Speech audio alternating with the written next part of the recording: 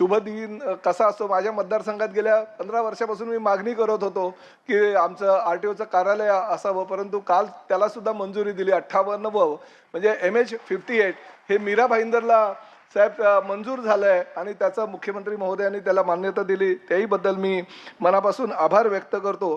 साहेब, काही गोष्टी आहेत. 15,000 जरी उत्पन्न ह्या खात्याच्या माध्यमातून आपण महसूल म्हणून राज्य शासनाला देत असेल तरी अनेक या ठिकाणी आमचे व्यापारी काही बसलेले, ट्रान्सपोर्टवाले बसलेत.